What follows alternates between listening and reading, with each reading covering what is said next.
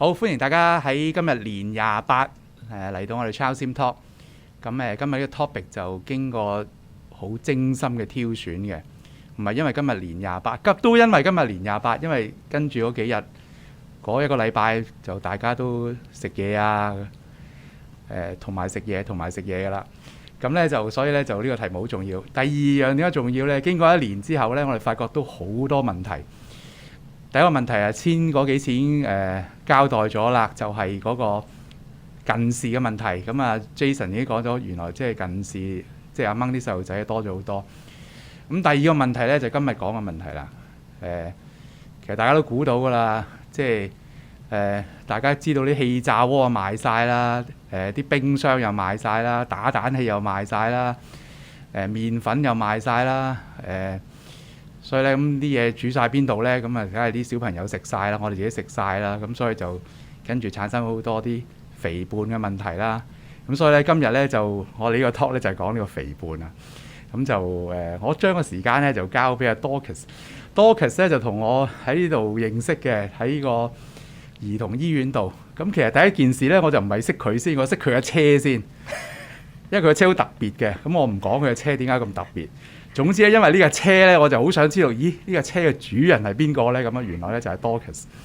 咁咧就 Dorcas 係我哋嘅 dietitian 啦，兒童醫院。咁我將個時間交俾阿 Dorcas 啦。咁啊，多謝阿陳醫生嘅介紹啦。咁啊，佢係賣咗關子㗎嘛，我都可以開估嘅。咁啊，我架車個車牌咧叫 On Diet 嘅。咁好多人咧就誤會咗話係咪要瘦身啊，要 On Diet 啊咁啊。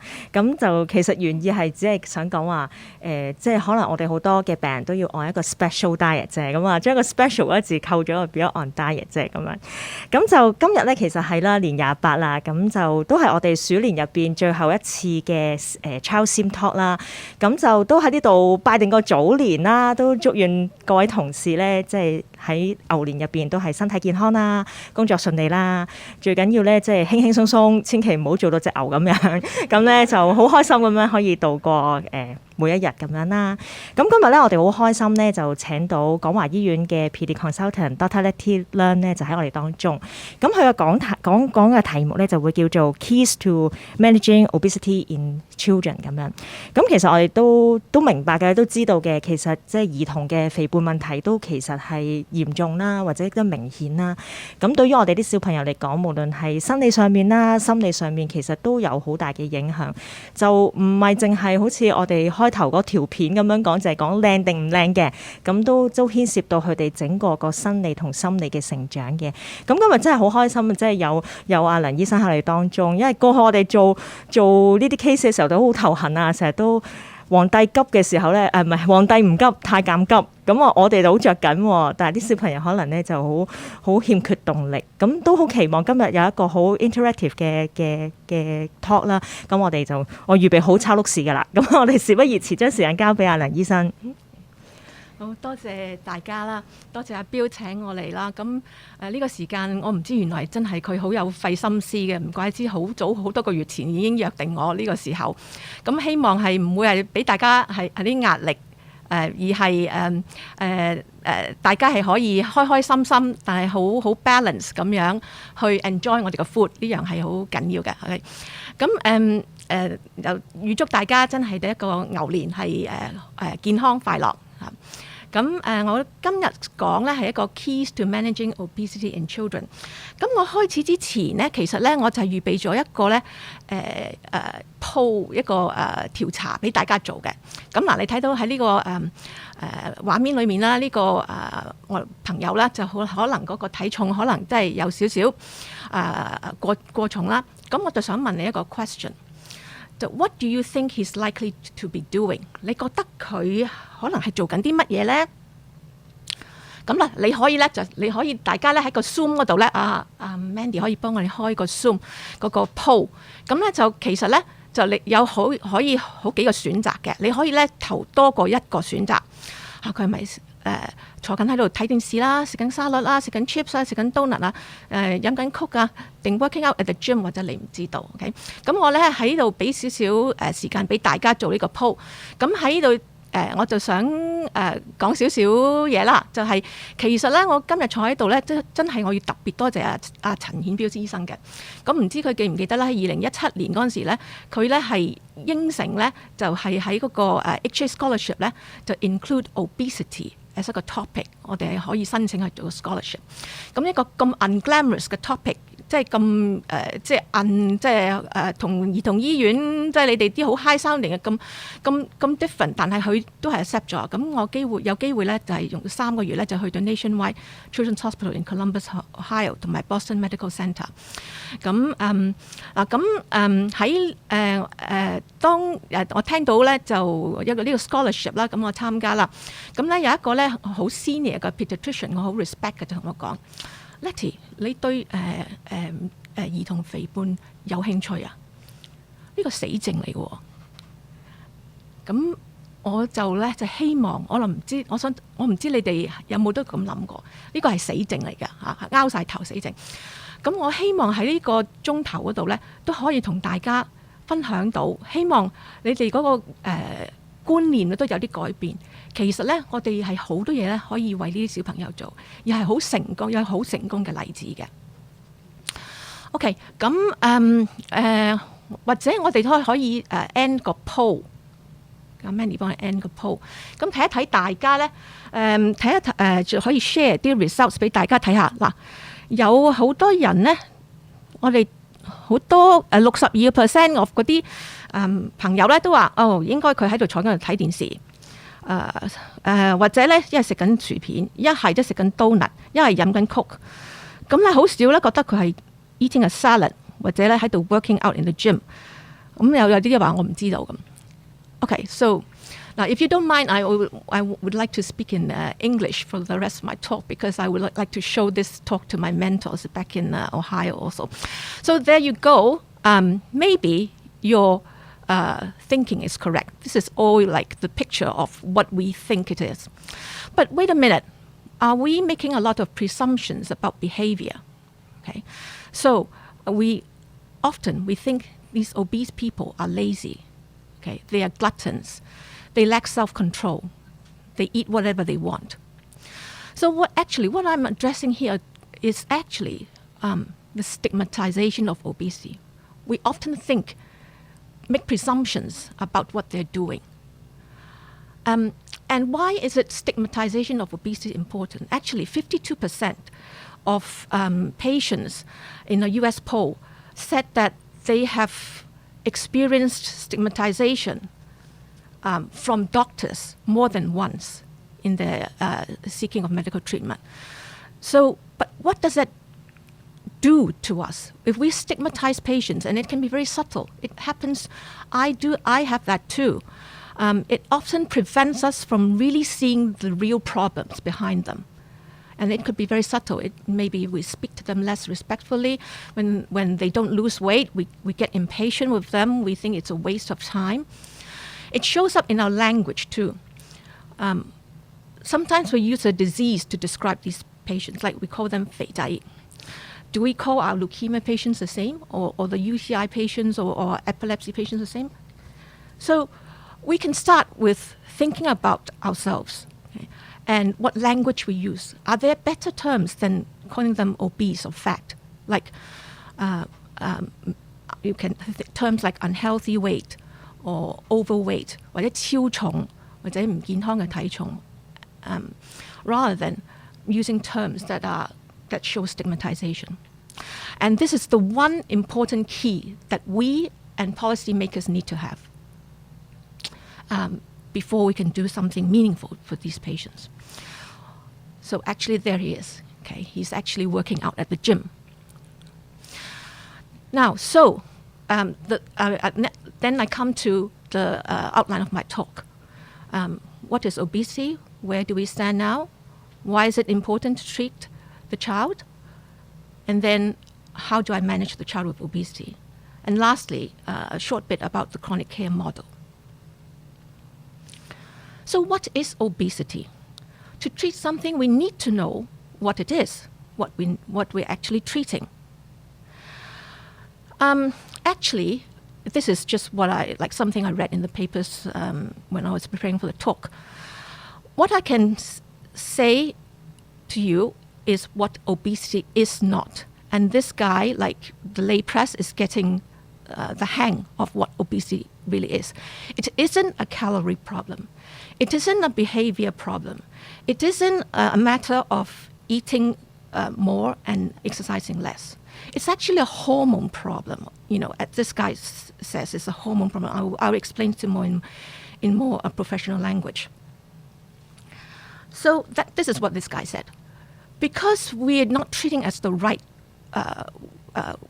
we're not seeing it in the right way, and the conventional approaches don't work because we ask them to eat less, but we can only eat less for a short amount of time. And eventually the hunger gets us because it's biology. It's the biology that's affecting us. And when we use the wrong approach, and when it fails, we blame the patients for not sustaining it. So that's the problem. If we don't understand what it is, we blame the patients when it doesn't work. Okay. So if you don't take away anything today, I hope this will be the point that you take back. Obesity is a complex chronic disease of energy regulation that drives the body to defend a high fat mass set point. It's a complex disease. I will show you. It's a chronic disease. Okay, so as with other chronic diseases, we have like teams to manage them. We're really supportive of them. What's happening in the children's hospital. But do we treat obesity in the same category as these chronic diseases? It's a disease of energy regulation, I will tell you, and that drives the body to defend a high fat mass set point. So what is a fat mass set point? Like each of us has a fat mass set point, which I will tell you is determined by a lot of factors. So the fat mass set point and the regulatory mechanisms help us keep our body weight within a narrow margin of the fat mass set point. So now, you say, wow, this is very abstract. But just now, Dr. Chen had some Japanese cuisine clips shown to us before this lecture. And I want to tell you a very good example of how our energy regulation, our fat mass set point works. So a little over a year ago, all of us go to Japan, all right? And then all of us come back with gaining a few pounds more. All right. So, and then we come back. And then what happens if we continue to do what we usually do back in Hong Kong? What happens? We go back to our normal weight. Okay. We don't carry the extra 2 kilograms from Japan with us. Otherwise, if we go to 10 trips to Japan, it will be 20 kilograms. We'll be carrying it. But that doesn't happen. That's because our body regulates our weight back to the fat mass set point. That's an evidence of how your body regulatory system works, just like how your body regulates sodium, cortisol, and everything. So let me show you how complex this regulatory system is. I try to simplify it like 10 times. So basically in our brain, there are 2 systems. The NPY system tells you you're hungry and you should eat. And the POMC system tells you that you're full. And these 2 systems receive peripheral signals from our gut, our stomach, our pancreas, and our fat cells. And there are lots of hormones that enter into this feedback system. So there are actually at least 8 hormones that feed to the POMC that tells you you're full and you better stop. But it only takes one hormone, ghrelin, to tell your body to eat. Okay, so it tells you how powerful this ghrelin is. And besides all these hormones, our muscles, our bones, and the other body systems interact and talk to one another. And then we give this message to the metabolic part of our brain to tell us how our fat store is, whether our stomach is distended or not, and then tell us whether we should eat or not. And then the metabolic part of the brain then integrate signals from the cognitive and the emotional part of our brain. So the emotional part of our brain is very strong. That's why sometimes we eat without being hungry. And then you decide whether you should eat the apple or the donut. Right. So this system is complex, isn't it? And I'm just making this very, very, very simple. But what factors decide the fat mass set point? All right, so that is what we want to talk about. Actually, this is very, a lot of things, a lot of factors affect this fat mass set point. Let us talk a little bit about it. So our genes, we know genes affect us, but we know the genes are not the whole explanation, because the obesity epidemic has only happened the last 40 or 50 years, and the genes haven't changed much. So it's a concept of epigenetics, how the environment affects the gene expression in our body by the methylation of histones and everything.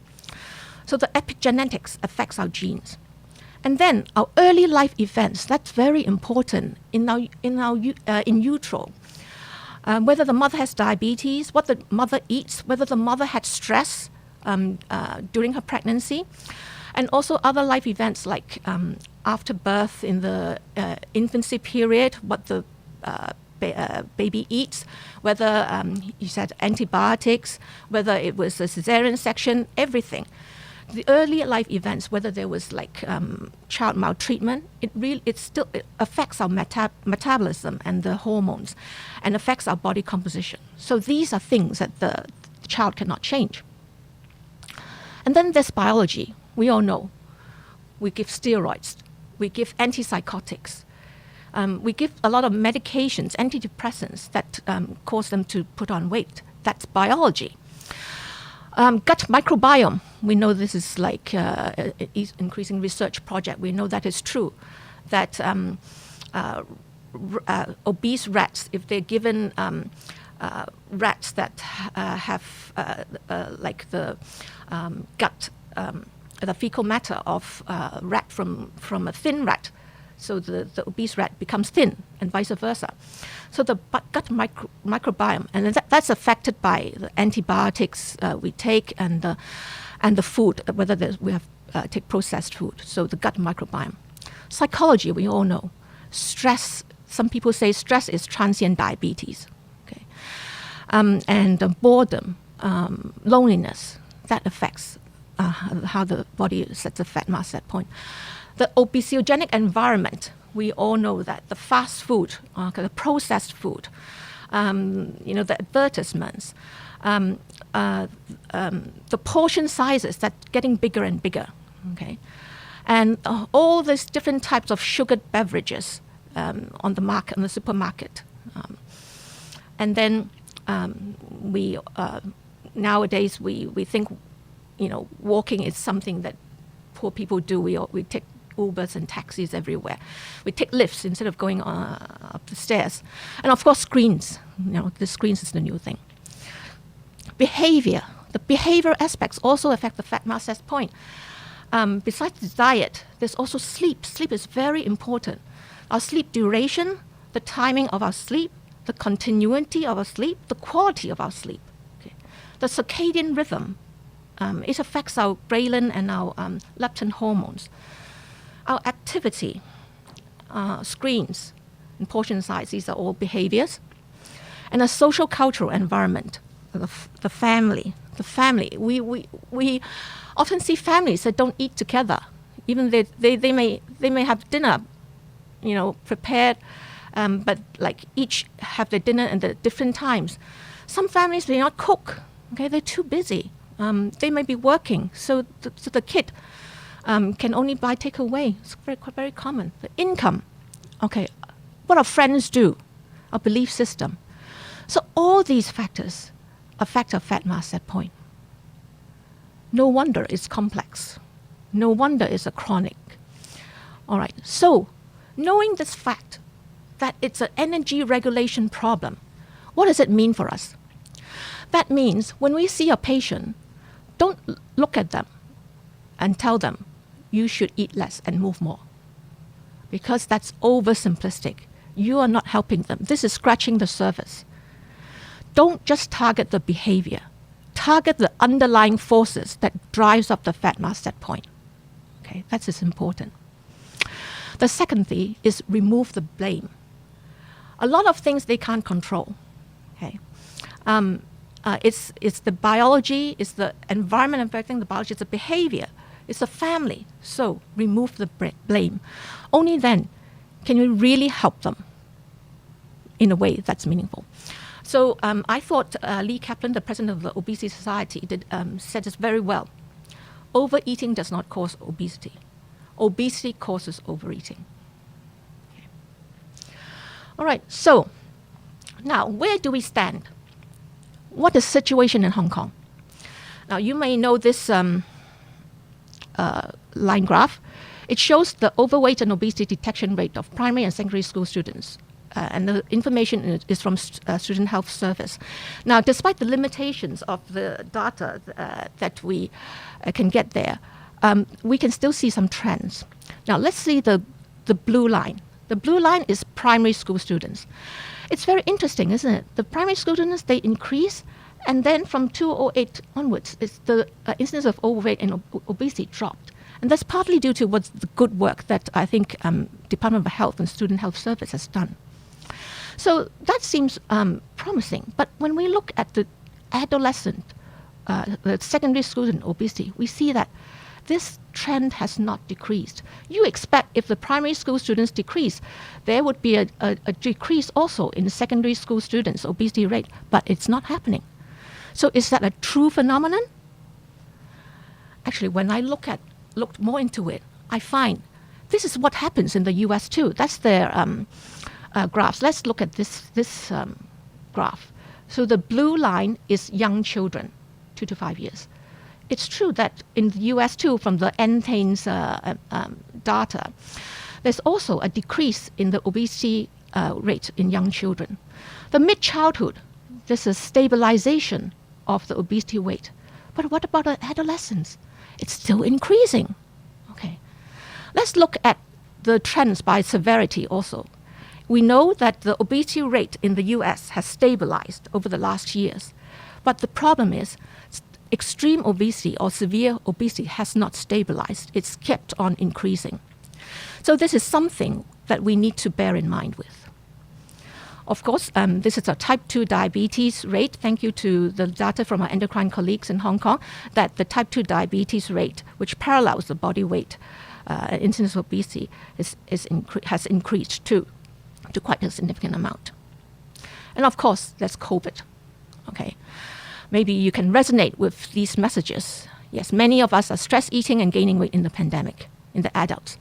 And also, children and weight gain, and an epidemic during a pandemic. We all know that. The figures will not come out till the dust settles for COVID. We know this, you know.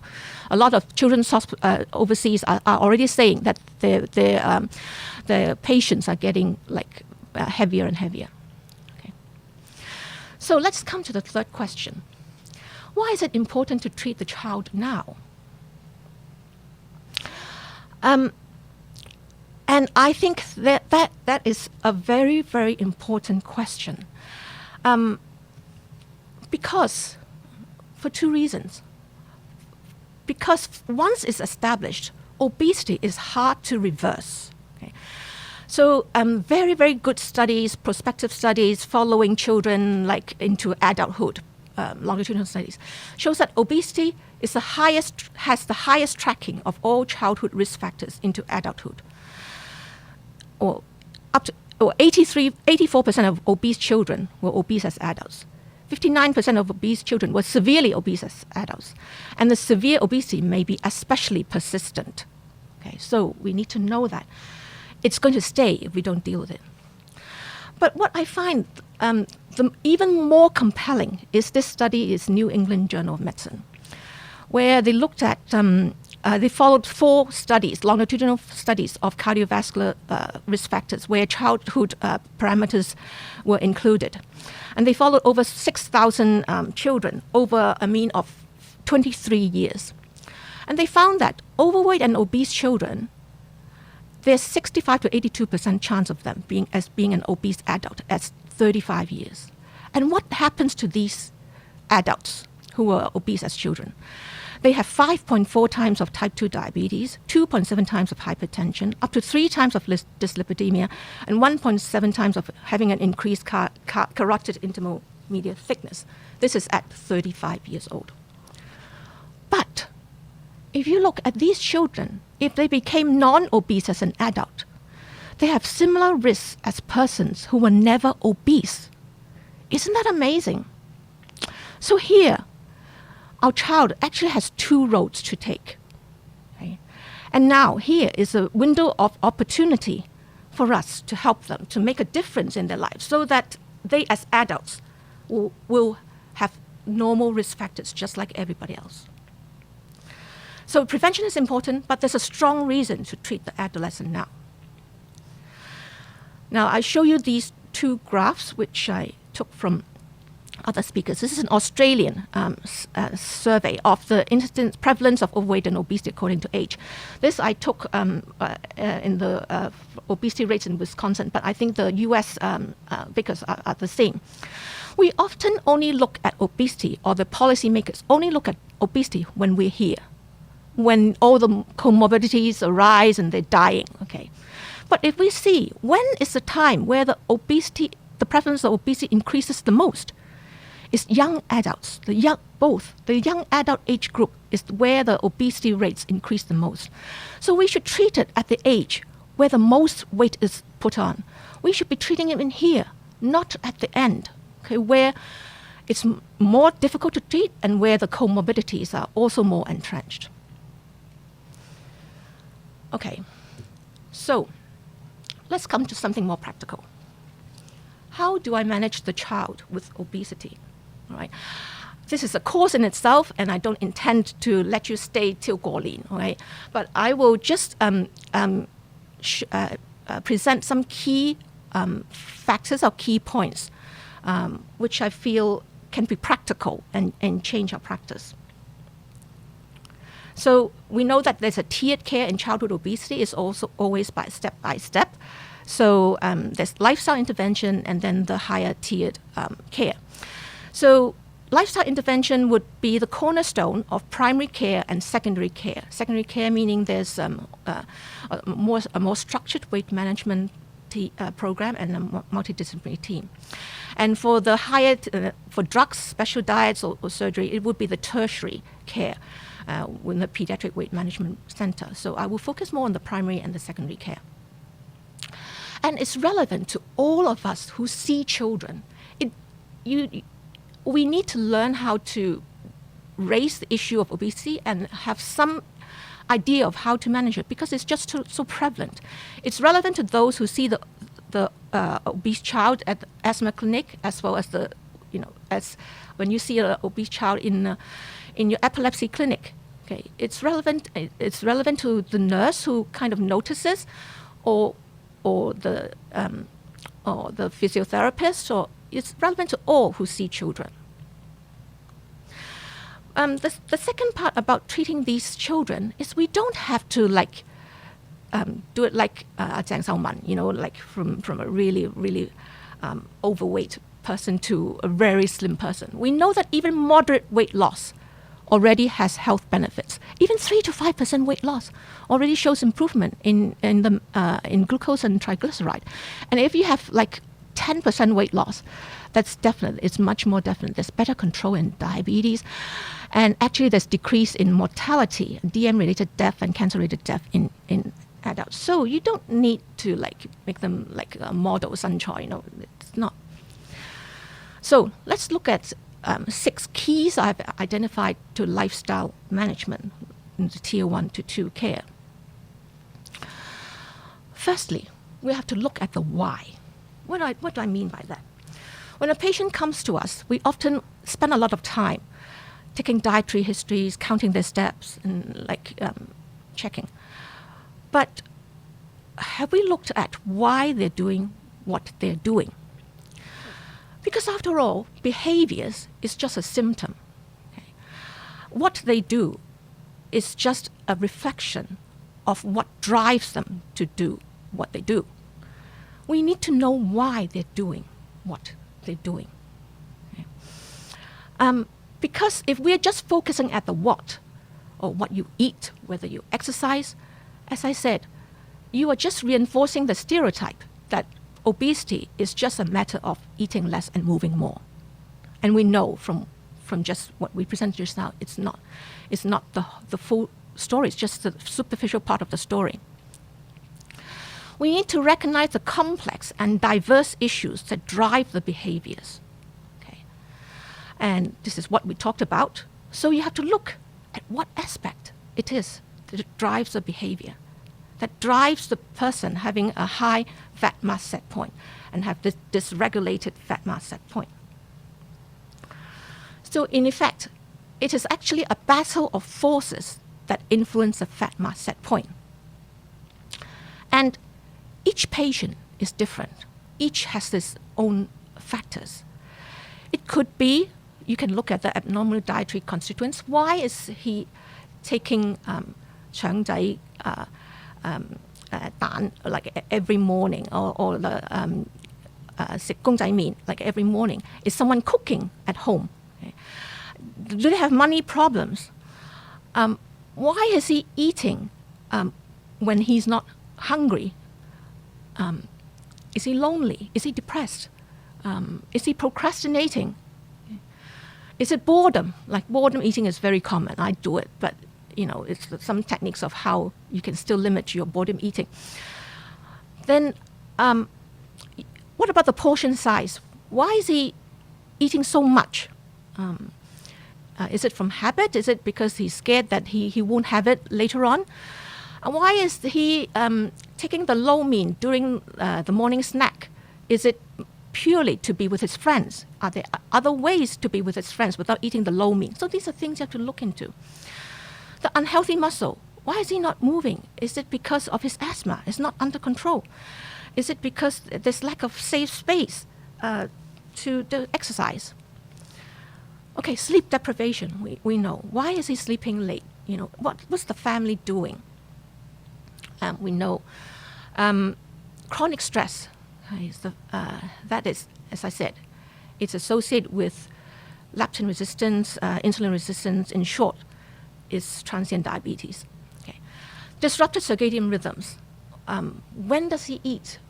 When does he sleep? We know late eaters will have more difficulty losing weight. So, is there a consistency in his sleeping pattern, his eating pattern? If it's like all over the place, I find it's very difficult to help these children. Okay. Is he on weight gain inducing medications? If so, can we change it to a one less so? So all these things we have to look into. All right, so this is looking at the why. Our second key is let patients recognize their own reasons for change. Now, we are not good at that because we are short of time. We like to give them directions. But the fact is, clinicians cannot prescribe or force or scare patients to change. It usually goes the other way around. We like to scare them, and usually it makes them more resistant to change. Because if I tell you, Dorcas, you should do this, you should exercise 1 hour a day, and then your initial reaction is, I can tell you 10 reasons why I can't exercise 1 hour a day, okay? So it actually reinforces resistance. But we can help patients look for their own reasons for change. Only then can they be motivated to commit to their own plans for change. Okay. I will have some illustrations later, but basically it involves three things. You want to explore their own values and goals and how that relates to their body weight. And you identify where their behavior is inconsistent with your own values, their own values and goals. And you try to work through the obstacles with them. So this is what we call a motivational approach, which is a new way of communication. It's a collaborative counseling strategy. What's a collaborative counseling strategy? Collaborative means that you're a partner. You're not the expert. You don't tell them what to do. It's non-judgmental and non-confrontational. It's an art of empathetic listening to their feelings, their strengths, and their doubts, and the art of asking the right questions. And all the while, your focus is to elicit change talk in the person. What's change talk? Change talk is any type of speech that lets them show an interest in changing their behavior. And one very powerful thing is to use the patient's own words to motivate them to change. Okay? This is the writing reflex. Resist the writing reflex, which is you should do this, you should do that. If you don't do this, you get diabetes, you will get blind, you will get... We've heard this before, isn't it? Resist it. Okay? Behavior change should be negotiated, not prescribed. So what questions I find very useful are, first of all, open-ended questions. So a few questions I will ask, or variations of them. How would your life be different if you get to a healthy weight? How has your weight stopped you from doing something you want? If you were to make a change, what would the benefits be? And these can get them talking. And then the second thing is reflective listening. As I said, listening not just to the words, but what's behind the words. And you identify the inconsistency. Although part of you know exercise may help with your weight, finding the time seems difficult. But it is something that could be good for you. You care about your health. You always end on the positive note. And the third thing, if you want to give advice, do this. You ask permission first. And that's what you elicit, provide, elicit. That's the model. So when you want to tell them something, you say, do you mind if I share some ways that other patients have found useful? And after you've said it, what do you think about it? Give them time to let you know whether it's good or it's not good for them. So, it will be more a negotiated thing. Now, let me give you some examples. So I had an 18-year-old boy who has been followed up by us since 10 years old. A BMI of 39 with fatty liver. He was seen once in our clinic. And the mother said, I don't know what happened. You woke him up. Right after you saw him, he started looking at what he's eating. He started doing jogging. So actually, his BMI decreased from 39 to 25.2 over 1.5 years. So 36% decrease over 1.5 years. That's almost like an invisible bariatric surgery done on him. Our second case, these are just some examples. So this is a boy who's been seen by us also since he was 7 years old. And he had obesity, insulin resistance, and raised ALT. And when I look at the notes, every time it ends up with this sentence, poor motivation, since 8 years old. I imagine 呢個即係日本嘅必勝啦，必勝喺度，呢個必敗。And at the first visit, I started asking, okay, what do you think about the questions I asked? What do you think of your weight? What would it be like? What can you do that you can't do now if you have a healthy weight? And that's the first visit. And he said, I feel I'm not healthy. I've been drowsy in the daytime and I just don't sleep properly. I can't continue the same. That's what he said. Okay, and so that's change talk. And then we talked about more. And then he said, oh, I don't want to have diabetes. So I said, why is it you don't want to have diabetes? And he said, well, I don't want to have diabetes as it will impair my freedom. So this was before 2019. So freedom was not a dirty word then. So, so we think that diabetes means blindness, renal failure, and whatever. But in his value system, it means freedom. And I can use this word, freedom, to help motivate him. So he the same visit, he made plan to eat oatmeal and whatnot. And he did follow through with his plans. So he dropped 15% over 9 months. Another example, sometimes we have to motivate the family. So it's an 18-year-old boy, be since 4 years old, we've been following him up. We gave him a lot of service like PT, conditioning program, dietitian, CP, even CP. And he came to me because he was referred by the school for my marathon program. At that time, his BMI was 42. Of course, he was not suitable to run the 10K marathon. He had OSA on CPAP. He had acanthosis nigricans. Hormone was 11.1, deranged liver function test. So we went through some motivational issues, and initially he did have some success.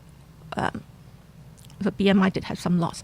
And he told me father was cooking. The father teaches at the 中華廚藝院. He's a very good cook. And he was cooking salmon and chicken every day. So that's the drop. But then, subsequent to that, we were not achieving anything.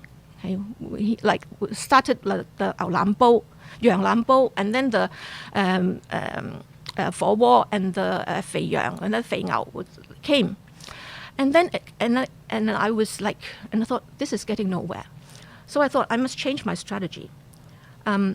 So I thought, father has a very important part to play in this. So one time I got father, we have teleconsultation. So we have a teleconsultation with the father and the child.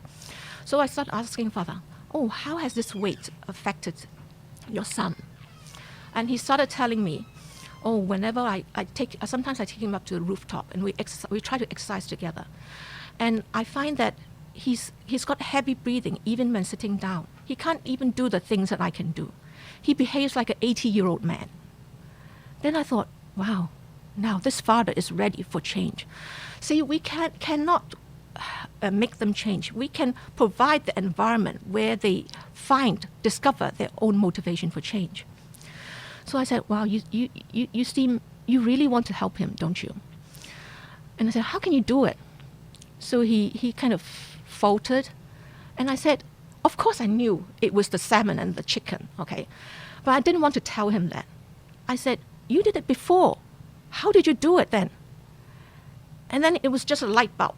And he said, 咁好易啫，我係咪煮三文魚咯，同埋雞咯咁。Okay. So that's him, okay, even in COVID. So and then the child says, my inner heart really wants to lose weight. He tells me that, okay. He says previously, superficially wants to lose weight, but now his inner heart wants to lose weight, okay. So motivation is a very important aspect, eliciting it. And then we come to the messages. I think these are the simple parts, okay. Keep messages simple. All right, I use very simple behavioral messages. I use the half at my plate. I use water first for thirst. I use the hand as the portion size. I present the burger to him in terms of the minutes that he needs to jog it off. It's very simple. And then also this concept of NEAT, N-E-A-T. So increasing daily activity may be more important than formal exercise. Often, like the parents saying, he's putting on weight. He's not losing weight because he's not exercising. There's much more to it. So NEAT is non-exercise activity thermogenesis. It can be taking the stairs. It can be pacing when you use the phone. When you go on the internet. It can be cleaning the house, dancing in the shower. All these. Okay, often when you wait at the lights, you just shift around, okay, NEAT. And you can focus on activities with the family and the friends that the child enjoys. You don't necessarily need to make them exercise, okay? So this is an example of NEAT, which Mandy, this is, I thought it's very clever. He taught me, this is the example of NEAT when he plays on his mobile games. He tells me it only works with a certain mobile games. But, that's an example. The fourth key is start small, one goal at a time. Sometimes we find that there's like so many things wrong with them. We want to just tell them, that is abnormal. But don't pull the carpet from their feet. If you want to change their world, what's their reaction? They'll be so scared, okay? So just 1 to 2 goals at a time. Some simple ones would be limit sugar drinks, looking at the portion size or the snacks. Also, you don't just say take it out, but you give them options to replace it. Okay, what's the goal? You should exercise more. That's not a goal. You should jog more. That's not a goal. You should jog more, 30 minutes each time, 3 times a day, at the park nearby, with your brother. Okay, that's the goal. Okay. So always ask, what's likely to get in the way? When I first started it, I didn't do this. And once I asked a kid, adolescent, just like do the jumping jacks. Just do jumping jacks at home, because jumping jacks, I thought, everybody can do jumping jacks. And the next time, he didn't do jumping jacks. And I said, why can't you do jumping jacks?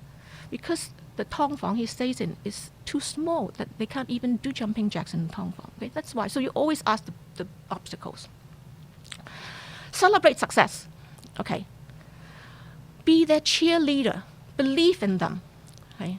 This is my virtual high five, because we have Zoom teleconsultations. My virtual high five to a kid who managed to decrease 4 chapatis a meal to 2 chapatis. Okay. And when you see the change, be specific to praise them. You ask them, let's point out what you've done to make this change, to properly recognize you for the great job you've done. Okay. A word of caution here. Sometimes I will hear saying, and the change is not on weight. The change is when they change their behavior. That's when you celebrate success. Okay. Not so much their weight. Sometimes I hear, 哇，你好乖仔啊，你輕咗。But I want to veer away from 呢個好叻或者好乖。Wow, you did it. Wow, it's so successful. 即係你有成功咯。You've stepped out from yourself. That's how you should cheer them on. So in case you think, 哇，你即係齋講啊，我冇時間喎咁。So this conversation I recalled, and I want to illustrate to you. If you do it right, it may not take a lot of time. Okay, 15-year-old boy is followed since 12 years old for severe OSA on CPAP, had 6 months of NIB rate reduction program. But he is here, 38 fatty liver hypertension. First visit, we had a simple goal, cut sweetened drinks, so he succeeded. But the following, he was not getting anywhere, no further improvement. So body weight remained at 36.4, so it's not good enough. So, and then we had a teleconsultation. And then father, in the teleconsultation, picked up a empty bag of chips in front of me and said, 醫生你睇一睇啊，佢就係咁樣，所以咧就唔到。咁 at that moment 咧 I could feel there's a black dog， 一隻黑狗同隻白狗喺我個腦嗰度。Because 個黑狗咧就想話，哇我搞錯啊你，我真係唔想睇你啦咁。咁啊白狗咧就 OK let's remember what's behind it. Let's believe in them. Let's talk about it. So I try to revisit. What would be some benefits of a healthier weight for you? 嗱，嗰陣時佢已經係 hypertension 同埋CPAP 啦。OK， 佢話 so that I will have less illness. How has your weight？ 你個體重你 so far 你冇病，咁而家你影響咗你，而家點影響咗你 so far 影響咗啲咩啊？我話暫時冇影響喎。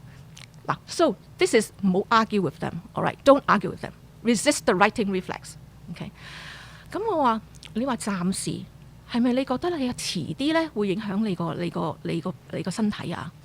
咁佢話 I guess so， 即係佢咁啦佢啦。咁我想 elicit change talk， 佢講 I guess so 咧，其實你叮一叮可能有啲嘢啦。OK， some change talk.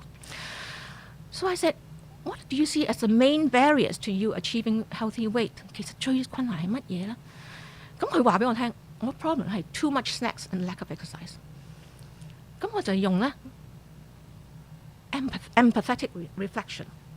哇，真係好難啊！你即係去 refuse this snack 真係好難。咁佢話咩咧 ？Not really 喎，佢話。咁我話嚇，咁呢個 change talk 咯。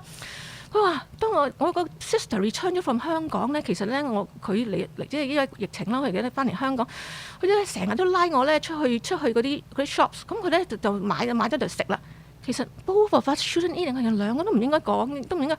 So that's change talk，OK？So 我話 see how could you solve that？ 咁即係 ask for the patient's own solution。咁佢話 I need to talk to my sister。我哋都唔應該去啲 snack shop 啦。其實阿媽都成日叫我哋唔好嘅。咁但係每一次咧，我個 sister 咧都話：誒最後一次咁。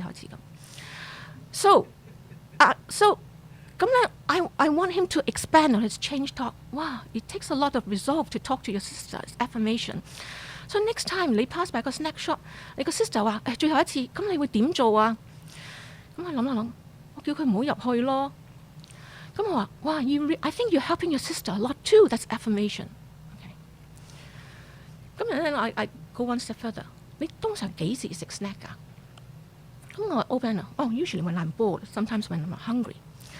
咁我就 affirm 佢，哇！你好清楚你自己喎，你知道原來你係 bored 唔係 hunger 去食 snack 嘅喎。你喺邊度擺你啲 snack 㗎？佢話喺我個櫃桶。我話喺櫃桶咧，可能係咪好易攞佢出嚟咧？What can you do to help that? See, I don't tell them what to do. I ask them for their solution. I can put them in the top shelf of the kitchen where it's hard to reach. 咁佢話 OK， 咁 what else can you do when you feel like having a snack?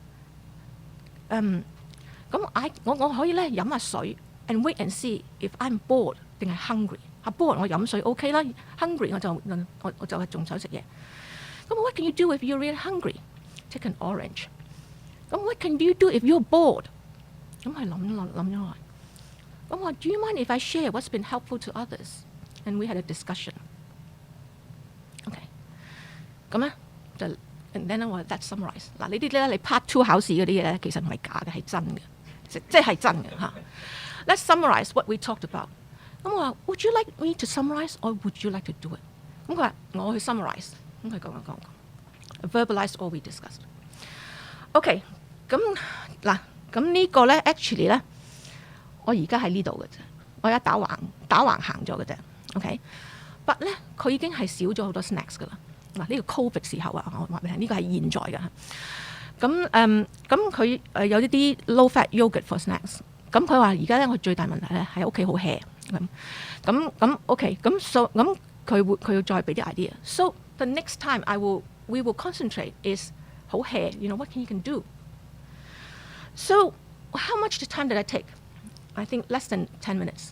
OK， 即係 I think 7 minutes. We did that. 咁所以 you know it's not impossible to do this, but we have to try to look behind the whole superficial 嘅overeating and undermoving. All right, OK。另外呢個 very important sign, relapse is biology。好多時咧，佢哋輕咗之後咧會重返 ，and then we blame them。我哋話你梗係講少咗俾我聽咧，冇理由食咁少咧都仲重嘅。I want to tell you, there's a biological response to 10 to 20% weight loss。第一，呢個係 studies 嚟嘅，係你個 grade。如果你係輕咗之後咧，即係如果你有係個 Australian 個 weight the biggest loser 或者美國個 biggest loser， 啲人咧點解會之後重返咧？第一佢個 ghrelin，there's increased ghrelin 嗰個 hunger hormone，there's decreased satiety hormones。OK， 同埋咧 the thing is 佢個 basal metabolic rate will decrease for every kilogram weight loss. There's 20 to 30 kilogram basal metabolic rate decrease. So if you have lost 20% weight loss, 你個 actually 咧，你個 basal metabolic rate decrease 15%. That means you have to eat 50% less the food that you normally eat just to maintain that weight loss. So obesity is a chronic complex disease. Don't blame them when they start to regain their weight because it's biology. Help them. Slip-ups are opportunities to learn to do better next time. And because relapse is biology, they need ongoing partnership and support, not blaming. Okay, so just very quickly, Tier 3K, I will just flip through it. If you want to ask questions later, so there's anti-obesity drugs. There's more and more obesity drugs. The latest one is liraglutide. It's being approved to use in children. And then bariatric surgery, okay. And then bariatric adolescents show decreased heart disease risk. So there's like lots of methods for now that is available for children. I want to end by having this community component mentioned to you because we talked it's a chronic disease. Chronic disease need chronic care model. Okay, chronic care model. There's the family, there's how we care delivery and community systems. DIAS shows this integration of clinical and community resources for the prevention of management of obesity. We need that the community component for a successful 即係 step down 又好乜嘢都好係一個 because it's a chronic disease that you need to support them for long periods.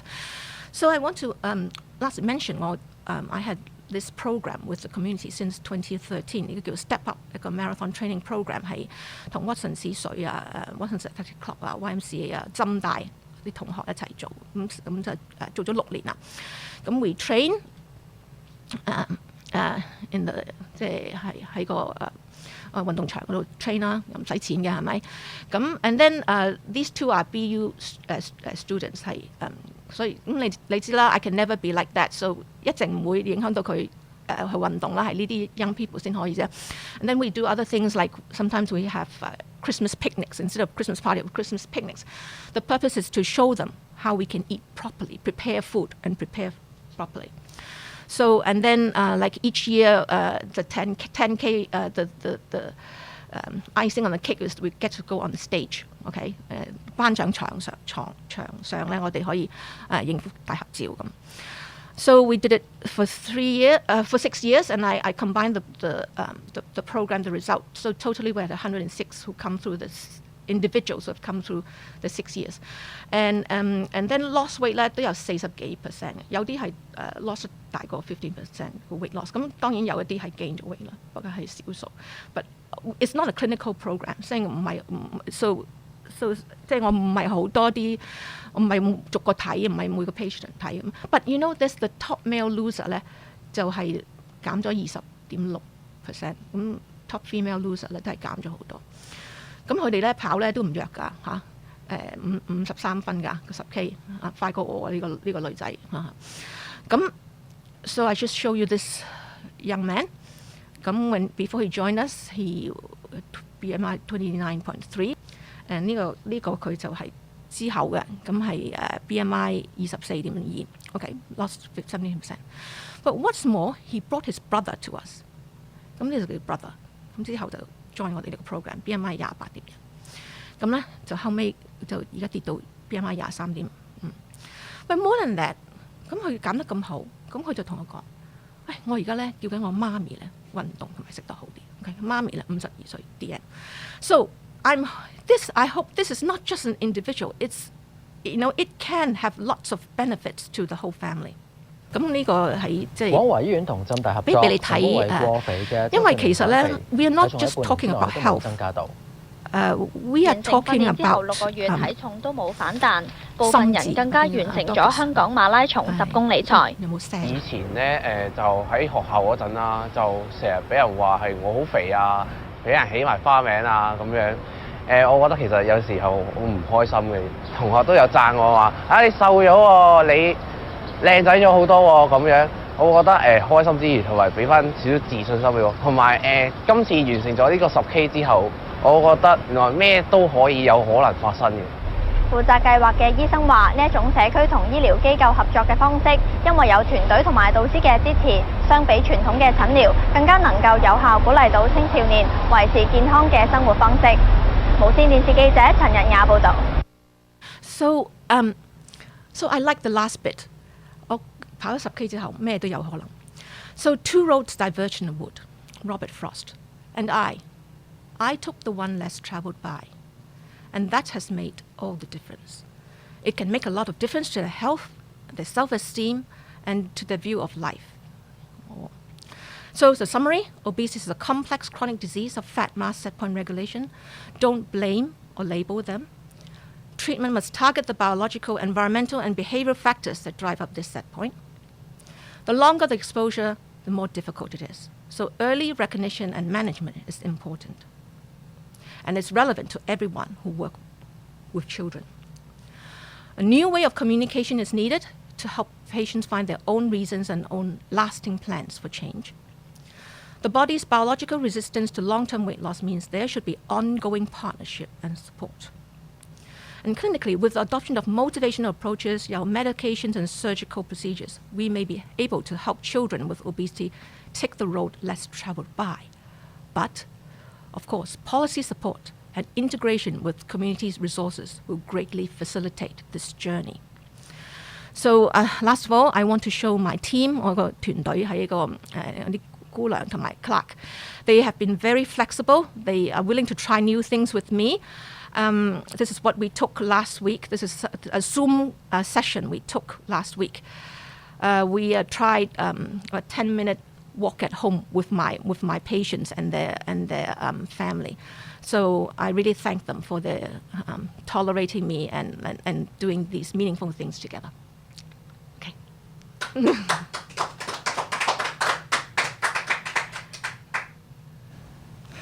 好多謝阿梁醫生嘅分享啦。咁話我聽完呢個 talk 嘅時候，我都覺得好 impress 喎。即係我覺得咧係好感受到你過去嘅日子咧，係其實同一班嘅年青人係一齊同行啊，即係同佢哋一齊嘅成長，同佢哋一齊去 work， 究竟係咩方法真係可以係做得到咁樣。咁即係呢個真係好多謝你。我諗即係被人認識到你，即係跟到你咧，都係一件好好嘅事啊！即係見到好多嘅年青人都真係可以減到肥，並且咧即係重拾嗰個自信，真係好厲害。咁我哋依家咧就有啲答問嘅時間啦。咁我就見到一條問題啦，就問咧就男女比例係點樣樣嘅咧？咁同埋喺即係治療嗰個角度同埋技巧上面有冇分別嘅咧？多謝你條問題。咁其實我哋知道咧喺就算student health 嗰啲數據咧，係男仔係 obesity 咧係比女仔多嘅嚇。咁喺我哋個 program 都係咧係男仔係比女仔多嘅。咁我哋個 program 我都睇翻，即係大約可能都即係like 60%、70% 係即係男仔。嗱，醫治角度上咧有咩分別咧？其實我又覺得。你只要係 look behind 個 factors， 佢哋個 factors 係有啲咩令到佢係唔健康嘅體重，千祈咧就唔好話咧用靚嚟去做一個誘因去減肥，因為it can be dangerous， 即係都係即係會唔會會係令到佢有個唔健康嘅 body image anorexia nervosa 咁，所以我自己都冇嘅，我都係睇翻佢背後有啲乜嘢係影響到佢咁當然佢哋你叫佢做個運動會可能有少少唔同咯，但係基本上都係一樣咧，就係聽緊佢去反映俾你聽，佢係需要點樣行，你跟住佢行。before 呢個 talk 之前，我其實都預備咗個問題，都會想問我哋平時見呢啲小朋友嘅時候，有時都擔心啊，即係同佢講減肥嘅時候，會唔會由另一邊咧引導咗佢去走咗去即係 eating disorder 嗰邊？咁不過聽完呢個 talk 我覺得好放心喎，因為咧即係如果跟翻阿梁醫生剛才所分享嘅，即係唔好 focus 喺佢個 weight 度啦，唔好 blame 佢啦，即係係同佢一齊 work 係一個好啲嘅 behaviour。其實我估呢個都唔會引致到去 eating disorder 嗰邊。即係我就唔會用減肥呢個字嘅，因為我想你一個健康嘅體重，冇錯，我想你一個健康嘅飲食習慣，因為你有一個健康飲食習慣，你自然會有喺你自己嘅 fat mass set point 喺個健康。有啲人即係可能個 BMI normal BMI 係23㗎，it's okay，you know。So 同埋我都唔會用個 diet 呢個字 ，go on a diet， 因為咧你係想一個 lifelong habit。個 diet that means there's a start time, there's a stop time, okay? But we're focusing is 一個 lifelong habits 咁樣。我諗我要換車牌啦，咁樣。Sorry 我哋嚟第二條問題啦。咁減重之後，究竟應該維持幾長嘅 monitoring 嘅 period 咧？咁我其實咧頭先都話係呢個係一個 chronic disease、chronic process 嘅。咁我初咧都係可能我諗住，佢減到我就撳翻佢去嗰個 general pediatric clinic 啦。咁我覺得唔係好 work 嘅。咁所以其實咧，我最好咧係有啲 tiered approach。嗱，我唔知即係 district health centre， 我唔知有冇同事聽緊，但係我真係希望有一個咧係我 clinical 同埋一個 district 一個 community 一個係 integrated 一個 model， 可以係即係 keep 住佢哋去即係同佢打氣一個健康嘅飲食習慣啊咁樣嚇。Any position statement in Hong Kong to control during pandemic？ 我哋即係唔好意思，應該冇啦。個 position statement in US 我都睇我唔見到一個 position，but 都係我哋知道咧，譬如意大利嗰啲做咗啲數據就話其實佢哋煮多咗 whole food 㗎，因為屋企人係 keep 即係逼住要煮嘢，但係變咗啲 snacks 就多咗嚇。咁瞓覺亂晒龍啦，大家都知。咁所以其實都係圍繞你係瞓覺同埋你食啲 snacks 食啲咩 healthy snacks 啊咁樣。嗱咁我哋有時未必出到去跑步運動啊，但係我頭先講緊我哋最後嗰個 slide 咧，就係我哋有一個叫我都抄到啲YouTube 10 minutes blasted walking at home 咁。其實你屋企都可以，你4步前4步後，即係已經係可以 walk 到你一身汗㗎啦。咁所以其實都有一啲方法係可以exercise at home 咯。下一條問題咧就講緊話，即係好多呢啲嘅肥胖嘅小朋友咧，其實好多時候其實喺佢讀幼稚園嘅時候已經可以俾即係健康院啊，或者即係學生服務中心嗰度就 pick up 到㗎啦。咁你又會有啲乜嘢嘅建議咧？咁其實如果咁我哋知道咧 ，normally 我哋有一個叫做一個 adiposity rebound， 通常係6歲到啦，就我哋個 body weight 個 BMI 係跌，然後咧6歲咧就升。咁而家 early body adiposity rebound 咧就係有 high risk of obesity。咁其實呢一個喺呢個時候咧，好多時係屋企人嘅。即係佢個家庭個環境，咁我諗咧好多時就係要即係要喺家庭嗰度，同埋of course 我真係希望係社會係個 government 係一啲即係一啲project 或者啲 program 係點樣一個 healthy eating 係最好，呢啲係最 effective 嘅 message。咁呢啲係可能真係要喺 kindergarten， 我知外國都有好多 kindergarten 裏邊都有好多 program 去已經係睇佢係食嘢健康，因為喺呢個 stage 你唔係要減磅噶嘛，你係希望 keep 住個磅數 and then 係增高嘅。似乎都可能答咗下面呢一條㗎啦，因為佢就問即係一啲 healthy schools 嘅 program 係咪都有一啲即係有用嘅方法去處理即係肥胖問題咁樣？呢個我留翻阿 Dr. 鐘去答啦。咁當然你都有at least 我哋都有啲人去即係做個 check up 係好嘅。不過咧，我喺我經驗中咧，其實嗰啲咧肯去 student health 嗰啲咧已經係好 motivated 㗎啦。因為我反而我做個 marathon program 咧，有好多學校 refer 俾我嗰啲咧 BMI 38啊嗰啲咧，根本佢冇去到 student health， 嗰啲好難，嗰啲即係仲難搞。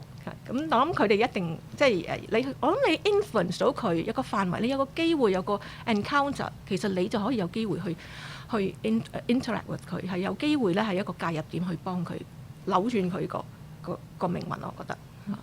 咁我估依家呢個就應該係最後一條問題啦。咁就會問呢，就有啲咩 key factors 會影響咗我哋去考慮，即係頭先阿梁醫生你講話會可以 step up 到去一個drug therapy 或者甚至乎 bariatric surgery 咁。咁乜嘢係個 key factors 呢？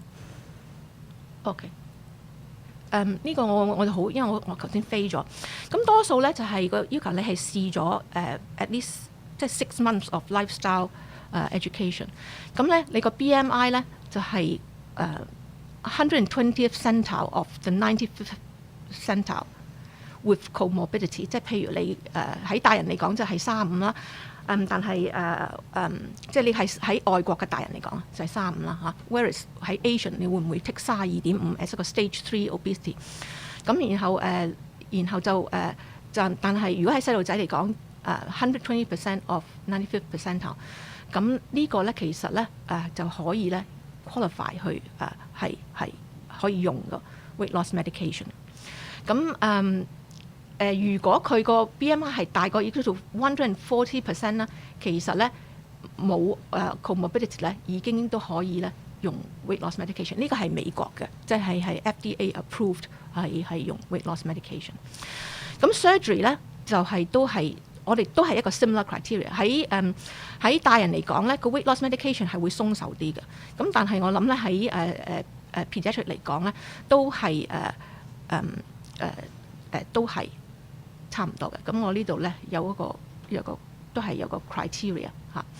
咁如果你講 surgery 啦，係即係有啲 criteria 嘅，就係譬如以前咧就話要有係postpubertal 啦。咁而家咧就個 10 啊 4啊，咁已經都可以得㗎啦，即係同埋以前係話唔可以 MR 啦，咁但係而家覺得，如果佢總之有佢個父母肯明白肯，同埋嗰個細路仔有 assent， 佢唔反對，即係都同意，咁咧就其實咧都可以即係 go for surgery。But of course surgery it's a different ball game， 因為你係轉晒你以後嘅 diet 啊咁樣。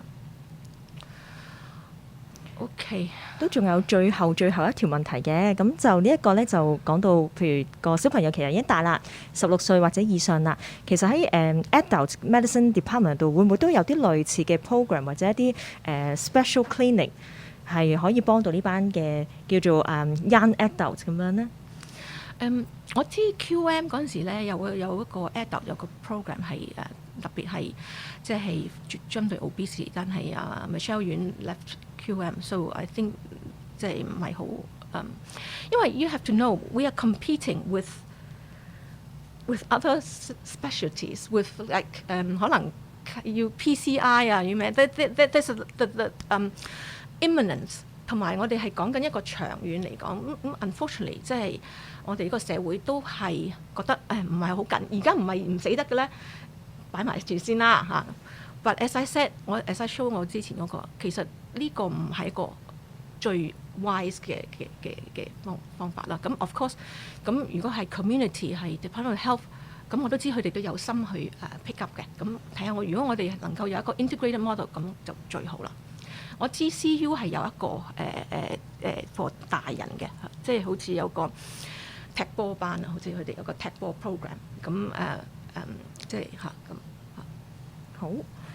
咁多謝晒梁醫生啦。咁今日呢個 talk 我真係覺得好 impress， 我哋都應該要掌聲多謝大家，多謝大家。咁呢度係有一份少少嘅紀念品啦，就代表 Child Sim Talk 咁樣就係致送俾梁醫生嘅。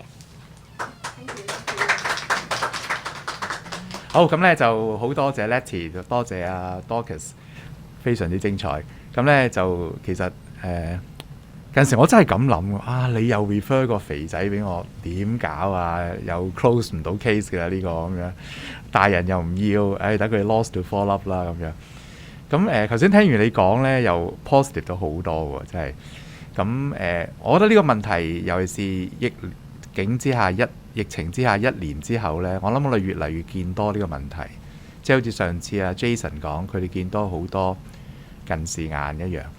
咁我諗即係大家要面對呢個問題啦，啲逆境廚神嘅媽咪就高抬貴手啦，做多啲嘢，等啲小朋友唔好咁悶啦。不過我都知好難㗎，小朋友都喺屋企都好難放電嘅咁就即係大家共同努力去面對呢個問題啦。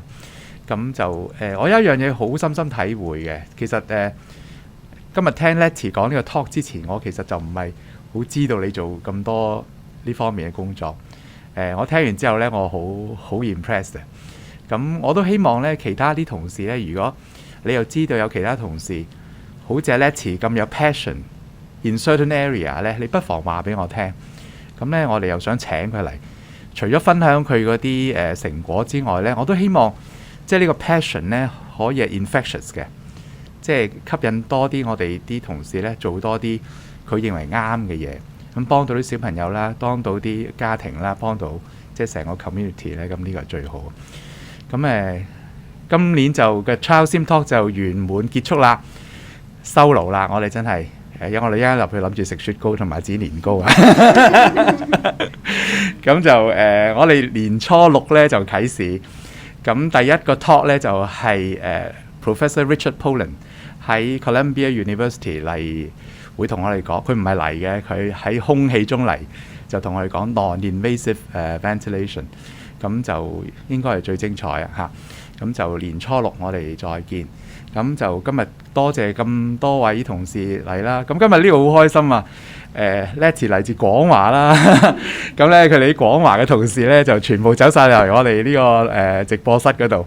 咁次次我哋都係嘅，有其他醫院同事嚟咧，嗰啲舊同事都會走嚟想聚舊。咁大家就會明白咧，其實即係個fraternity 都其實個 friendship 都係喺度嘅。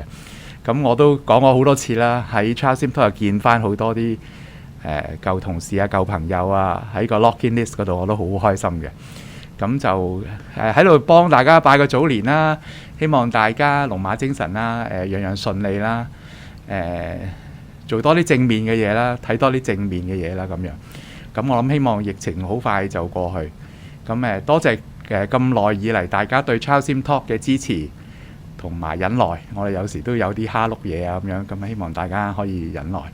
好，咁新年快樂啦！好啦，拜拜。